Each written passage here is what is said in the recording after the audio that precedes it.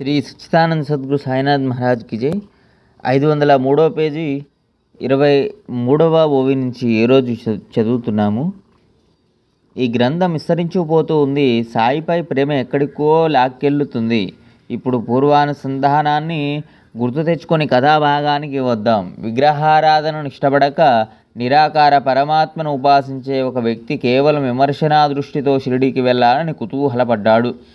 నేను వచ్చి ఆ సాధువును కేవలం దర్శించుకుంటాను, అంతేకాని వారికి తల వంచను, దక్షిణను కూడా ఇవ్వను.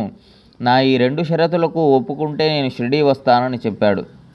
స్నేహితుడు సరేనని అనగా అతని వెంట నిశ్చింతగా బయలుదేరాడు. అతని మిత్రుడైన కాగామహాజనికి సత్పురుషులందు అత్యంత భక్తిభావం. కానీ అతని స్నేహితుడు ఒట్టి సంశయాత్మకుడు. ఆ ఇద్దరు శనివారం రాత్రి ముంబై నుండి బయలుదేరి ఆదివారం ఉదయం షిరిడి చేరారు. ఇద్దరు సాయిబాబా దర్శనానికి మసీదుకు వెళ్ళారు. అప్పుడు ఏం జరిగిందో సావధానంగా వినండి. వారు మసీదు మెట్లపై అడుగు పెట్టగానే కాకా మిత్రుని చూసి దూరం నుండి కాయావేజీ ఎందుకు వచ్చారు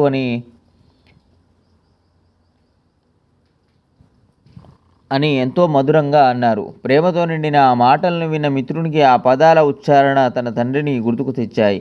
కాయావేజీ అన్న బాబా మాట, వారి స్వరం విని కాకామిత్రుడు ఆశ్చర్యపోయాడు. ఆకర్షణీయమైన ఆ స్వరం గతించిన అతని తండ్రిని గుర్తుకు తెచ్చింది.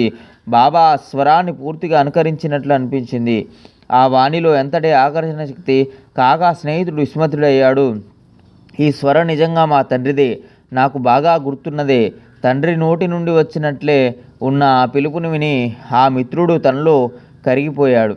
మునుపటి తన నిశ్చయాన్ని మరిచి శిరస్సు వంచి బాబా పాదాలకు వందనం చేశాడు. తర్వాత బాబా కాకాను మాత్రమే దక్షిణను అడిగారు. కాకా ఇచ్చాడు. ఇద్దరూ తిరిగి వెళ్ళిపోయారు. మరల మధ్యాహ్నం వచ్చారు. అప్పుడు కూడా కాకా వెంట అతని మిత్రుడు ఉన్నాడు. ఇద్దరూ ముంబైకి బయలుదేరడానికి కాకా బాబా అనుమతిని కోరాడు. బాబా కాకాను దక్షిణ అడిగారు. అదైనా కాకాను మాత్రమే 17 రూపాయలను ఇవ్వు అని అడిగారు. కానీ అతని మిత్రుని ఏమీ అడగలేదు. అందువలన అతని మనసులో అలజడి చెలరేగింది. అప్పుడు అతడు మెల్లగా, ఎందుకు నిన్ను మాత్రమే దక్షిణ అడిగారు? ఉదయం కూడా నిన్నే అడిగారు, ఇప్పుడు కూడా నిన్నే అడిగారు. నేను నీ వెంట ఉండగా మరి నన్ను దక్షిణ అడగకుండా వదిలివేశారేమని కాకాని అడిగాడు. ఈ విషయం బాబానే అడగరాదు అని కాకా మెల్లగా జవాబిచ్చాడు. ఇంతలో బాబా కాకాతో, ఏమిటి, అతడు నీతో ఏదో అంటున్నాడు అని అడిగారు. అప్పుడు ఆ స్నేహితుడు బాబాతో, నేను కూడా దక్షిణనివ్వనా అని అడిగారు. అందుకు బాబా, నీకు ఇవ్వాలని మనసులో లేదుగా, అందుకే నిన్ను అడగలేదు. అయినా నీకు ఇవ్వాలని మనసుంటే ఇవ్వు అని జవాబిచ్చారు. బాబా దక్షిణ అడగడం, భక్తులు ఇవ్వడం గూర్చి అతడు హీనంగా మాట్లాడాడు. అలాంటి వాడు బాబా అడగకుండానే దక్షిణను ఇవ్వనా అని అడిగాడు అని కాక ఆశ్చర్యపోయాడు. 44వ ఓవి నుంచి మరో వీడియోలో చదువుకుందాం. సచ్చిదానంద సద్గురు సాయినాథ్ మహారాజ్కి జై. లోకా సమస్తాం సుఖినో భవంతు. ఓం శాంతి శాంతి శాంతి.